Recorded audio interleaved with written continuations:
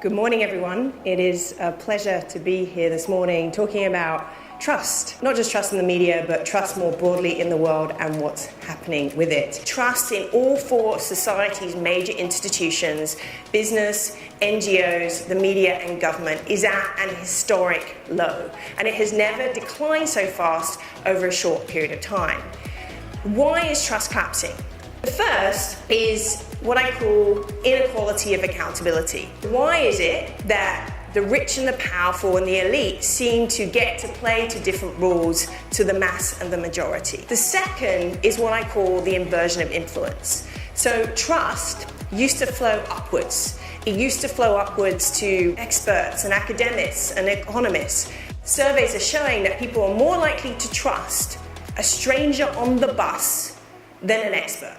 The real issue is that we are at risk of giving our trust away too easily to the wrong places and the wrong people. Institutions do not need to go away with the dodo. They just have to learn to adapt to this new trust landscape if they don't want to be left behind. And I think ultimately this is an opportunity. I think the way that technology is breaking traditional media is an opportunity to redesign systems that are more inclusive, that are more transparent and more accountable, to bring in a new era of journalism. Every time we choose to demonstrate that we are trustworthy, we are helping to preserve society's most precious and fragile asset, trust. Thank you very much.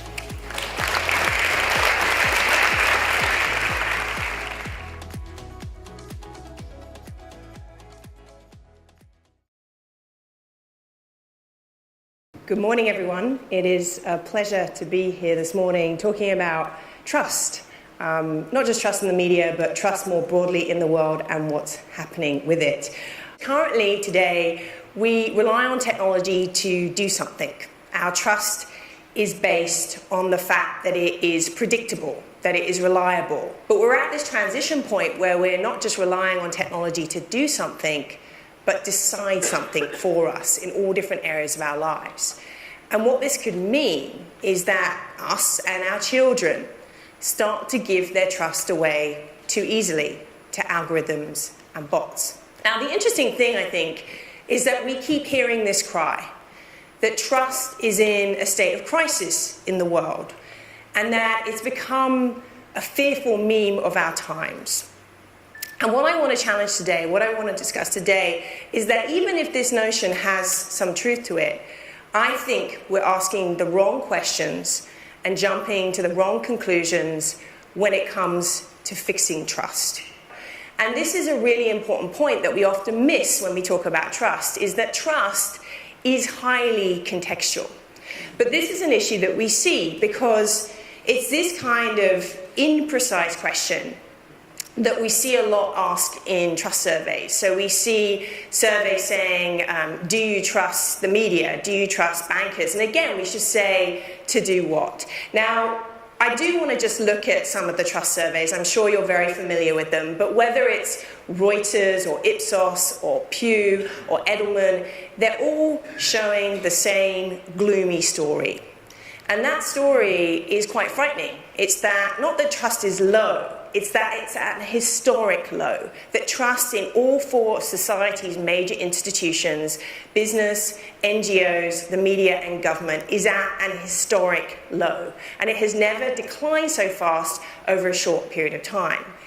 But the real numbers that we should be focusing on is not the institution with the lowest trust. So, for example, governments and politicians, they've always had a fairly low level of trust. It's the institution where we're seeing the sharpest decline. And unfortunately, that is in the media. And in Australia, the plummet is happening incredibly fast. Now, what I want to do next is to actually look at why is trust collapsing? Why is trust collapsing in these institutions at the same time at the historic rate?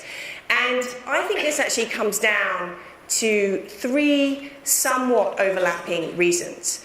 The first is what I call inequality of accountability, or lack of accountability. And this basically comes down to different rules for different folks.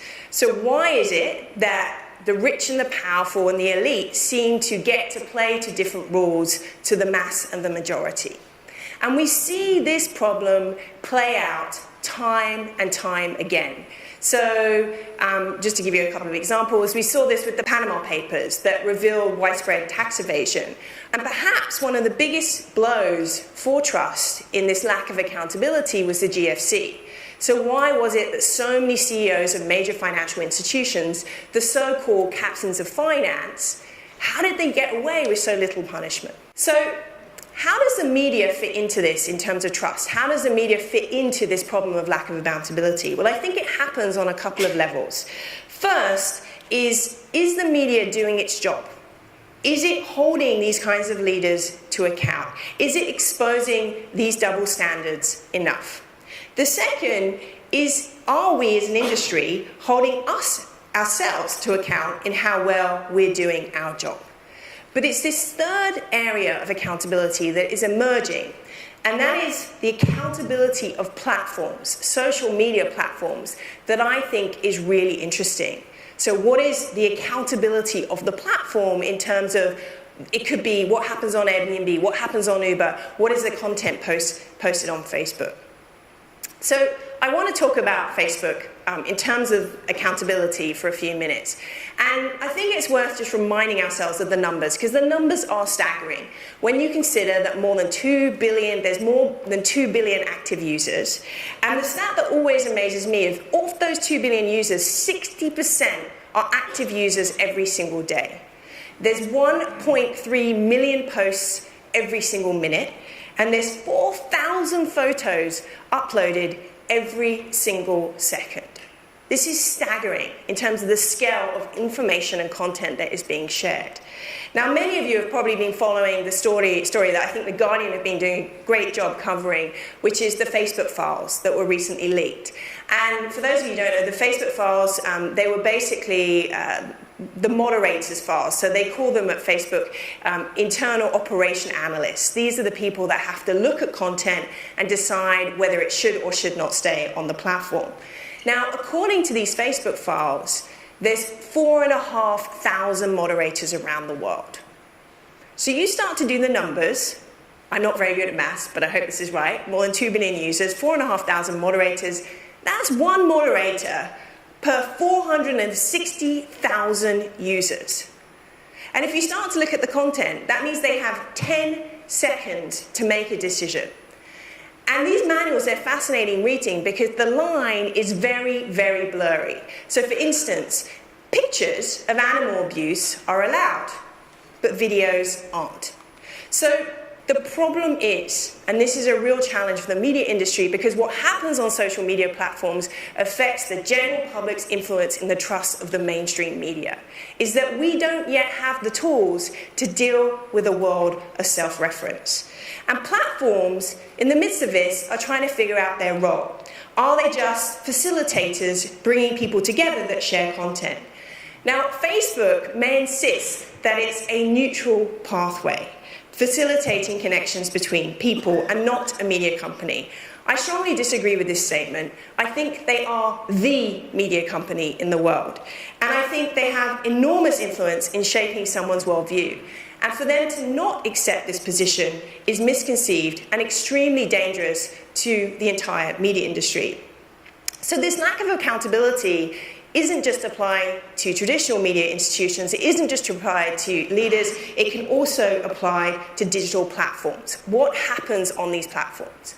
And I think we need to be having this conversation around platform accountability. What do platforms need to do? There's two things. One is proactive. So to be responsible for the risk of reducing bad things happening.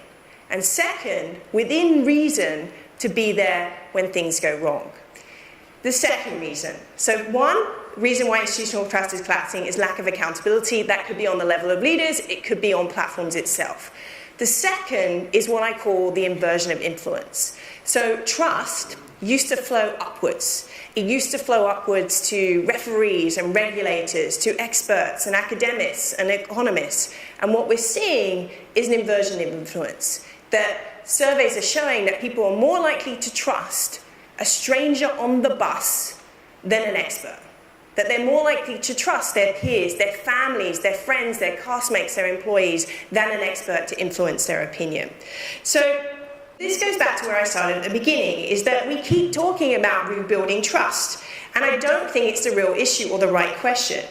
The real issue is that we are at risk of giving our trust away too easily to the wrong places and the wrong people. We're living in this accelerated mode of trust. Some of my friends, they want to date by lunchtime. They want to fall in love by lunchtime, right? This is trust on speed. And what it means is that we act impulsively based on a few words and a few pictures. A big part of the problem that we face today, and a big part of this trust challenge, is we just don't know who to believe. This is, in fact, a massive opportunity for traditional media to restore itself as the bastion of trustworthiness. So where does this leave us? Right? Let's spend some time on the solutions. Well, I think that what's happening is that by really asking tough questions about institutions, we're realizing something very profound. And that is that institutional trust wasn't designed for the digital age. So what do I mean by that? It wasn't designed for an era of transparency, of things like WikiLeaks, and it definitely wasn't designed for an era where we're seeing these new kinds of network monopolies, things like Facebook, things like Google, that have an incredible amount of control over information. So what's happening is when we look back in the history of time, trust has only changed form in three significant ways. The first was local, when we lived in small villages and communities. The second was institutional. And this was invented out of good reason. It was when we had the Industrial Revolution and people moved to cities and we needed to start global trade. And so we invented institutions. We invented institutional mechanisms. That's what's blowing up right now. It's not that institutions aren't important, it's that trust is flowing differently. Trust no longer flows upwards, it's flowing sideways. In some instances to individuals, and in other instances directly to bots. How do we decide? How do we give people better tools to decide whether someone or something is trustworthy? And the good news is there a real science to this. There's a science that we can apply. Because when it comes to assessing the trustworthiness of someone or something, there are four key reasons, there are four key factors that humans make a decision by. The first is competence. Does this person or thing have the skills, knowledge, and information to do what it says it's going to do? The second is reliability. And reliability is a lot about dependability. It's a lot about time, doing what you say you're going to do within a certain time frame. It's the last two traits that are really interesting. So the last two traits are integrity. Now, integrity isn't about being a good person, interestingly. Integrity is about alignment of interests. Are your interests aligned with mine? How can we have integrity when we have this concentration of media ownerships? How can we believe that these media companies can align the interests of stakeholders with the interests of citizens, that the news they produce is a public good? So this issue of integrity, I think, is a really big one to fix when it comes to trust in the media. And the last trait is benevolence. And benevolence is really from the heart. How much do people care? The interesting thing is the first two traits are how someone or something does something. But it's the last two traits, why you do something, that is the recipe for enduring trust. So let's apply these traits to restoring confidence and faith in the media. And I think we all want to do that, we need to continually demonstrate we're trustworthy on three fronts. The first is how do we demonstrate trustworthiness in the story itself? So how do we build trust in the message? The second is in the source. So trust in the provider and the journalist of the story, whether that is a human being or whether it is a bot. And the third is in the medium, the channel or the outlet through which the story was relayed. I think trust is at a crossroads, and that it's fair to assume that for some time to come, trust in institutions will continue to unravel and collapse.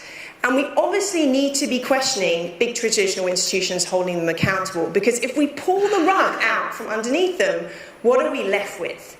we're left with a dangerous trust vacuum that is open to manipulation and being filled with catchy conspiracy theories, confronting biases, unfounding accusations, and sleights of hand. It could become a trust free-for-all, in other words. Institutions do not need to go away with the dodo. They just have to learn to adapt to this new trust landscape if they don't want to be left behind. And I think ultimately this is an opportunity. I think the way that technology is breaking traditional media is an opportunity to redesign systems that are more inclusive, that are more transparent and more accountable to bring in a new era of journalism. So I think, maybe I'm being overly optimistic, but that we're seeing this swing. We're seeing people who are looking for authoritative voices on some level, voices that will not be swayed or silenced by power or influence. We're also seeing people like Pierre Amidia. He's the founder of eBay. He's just donated $100 million to investigative journalism. One of the recipients is the ICIJ. And the ICIJ, as many of you know, is run by a wonderful journalist called Gerard Rahl. And they were responsible for that coordination of the journalists around the world for revealing the Panama Papers. And Gerard, he puts it so well. He writes a lot of pieces on this issue of trust. He says, current threats provide a wonderful chance to re-examine what news organizations do and to become better as a result. But I want to acknowledge that takes a lot of faith. It takes a lot of faith from you, because the trust required to keep our nerve and do what is best in a very different landscape with a new set of worlds, but also a new world of possibilities. But every time we choose to do so, every time we choose to demonstrate that we are trustworthy, we are helping to preserve society's most precious and fragile asset, trust. Thank you very much.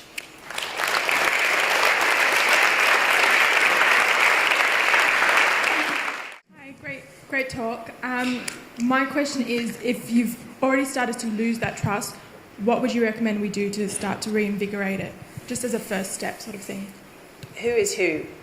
The media in general. So, as I said, I think the key question is not about how. Again, this point that trust is contextual, and it's, first of all, it's being very precise as to what you're trying to restore trust in. So is it restoring trust in the media brand? Is it restoring trust in your journalists? Is it restoring trust in the medium? And then I think it is actually coming back down to those 4 traits that we talked about. But it's talking in broad terms that doesn't help. That's not the way to rebuild trust. It's really interesting when you talk to organizations and you say, well, where does trust really lie in your organization? And they'll say, in the communications team, in governance and risk. And so that's really the first step, is really even understanding where does trust lie around this question. So does it sit within your journalists? Does it sit within your advertising department? I don't know. So where does it lie? And then how do you actually improve around those 4 traits that we talked about? So there is a real science to doing this stuff. It cannot be a communications campaign. That just doesn't, because as soon as you say, trust me, it has the reverse effect. Thanks, Rachel. I see another hand. Here's a question over here. Excellent. Rachel, I lost my trust in Google about 6 years ago when I had a blog that disappeared in a trawling exercise, and I had to contact Google to find out how I could restore it. And it would have been easier for me to contact Kim Jong-un in Pyongyang than actually get somebody to speak to in Google. In the old days, organisations had a sort of receptionist who directed you to people and you could contact these people.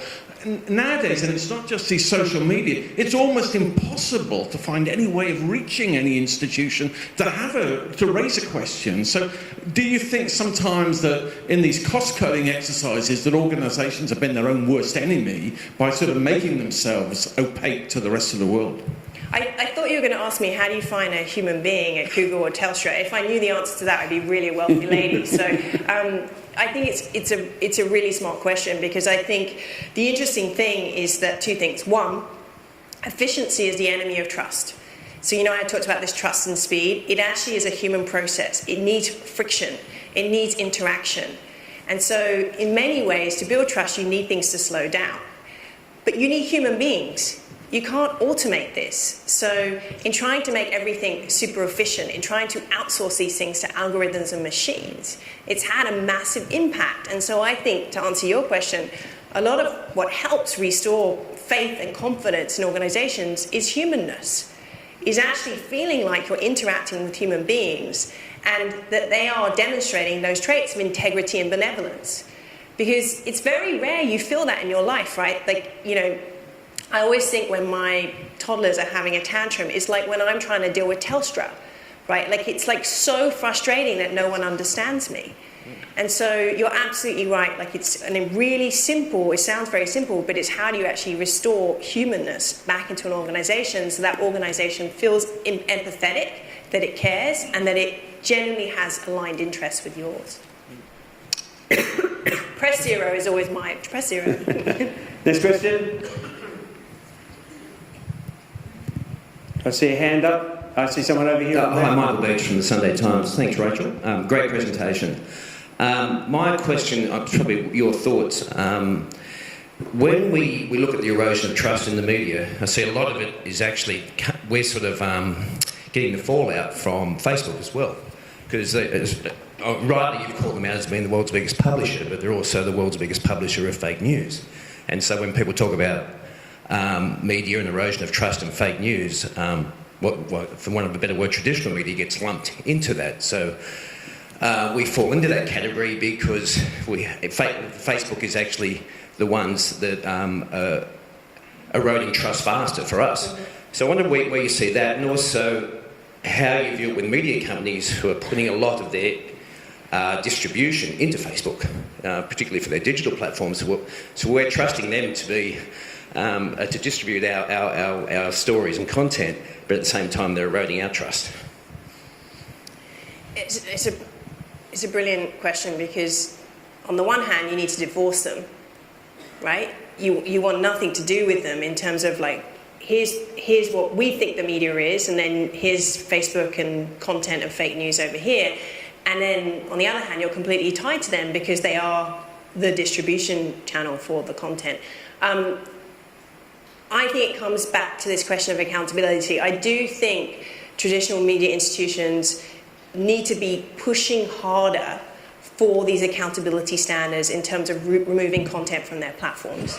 I also think it's, is there some tools that we could introduce in the same way that you could do a spell check? You must be able to do some kind of fact check or truth check to actually push up the content on your feed that you know is trustworthy. And so I actually think it's before, the media institutions, they actually need to come together, and before they give their dollars away to this powerhouse, this monopoly that has so much power, is hold them to higher standards of accountability in terms of where their content appears and what it appears next to. I know it's really easy to say, and that is an incredibly tough challenge, but I don't think you can separate what happens on Facebook and then talk about the traditional media as something different. I think it's really focusing now what happens on Facebook and how we differentiate the news that appears there. Time for one more question. I see it right here in front of me. I've got a microphone on this side. Hello. Where are you? Sorry. This side, other side. Okay, you've got someone. Okay, yes. Great. Hi, sorry. Rachel Cates, Fairfax. My question is that apart from fact-checking, Facebook are not the source of the first article that creates the distrust. So is it people versus the machines? So are the machines propagating the mistrust? And is this propaganda? Do we need to find, as media organizations, the source of the first article that creates the distrust so that we can not get caught up in a propaganda war, potentially? So are you asking, what is the source of the problem, or what you think is the role of the media companies in fixing this problem? I'm wondering if we found the source of the first article, because it feels like the machines can get the article out a lot faster than we can. Yeah, I think this is also, I think it's a story that the general public, I say very broadly, but where these stories are coming from, the origins of these stories and how they're being produced and how they're being distributed, I think is still, I know it's hard to believe to us, is very much unknown. So I think there is more news reporting that needs to actually happen around the origins of fake news. So rather than talking about this is fake news, is that we need better reporting in terms of this is how it's being created, this is who's disseminating it, these are the reasons behind distribution. I also think this term fake news needs to be broken down. So people actually need to understand what are the different categories that we're talking about when we talk about fake news. So, but in terms of your role as an institute, I think it's very hard to fight the machines and the algorithms. I think that's just an is. I think it comes back to my answer. It really is a question of accountability. So highlighting where fake news is coming from and how it's being spread, but also holding the platforms to a higher account in terms of their role in removing this content, and then highlighting the real facts and the real truth. I'm not sure if that answers your question. But. Thank you very much. Now, I have to be the bad guy here because I know there are more questions that want to be asked. The good news is Rachel's written a book. And so for any questions, you have to read that book and the answer will probably be in there. Can I take my book tour with me? I'd like you to put your hands together and thank Rachel for a very stimulating, illuminating discussion. Thank you. Thank you.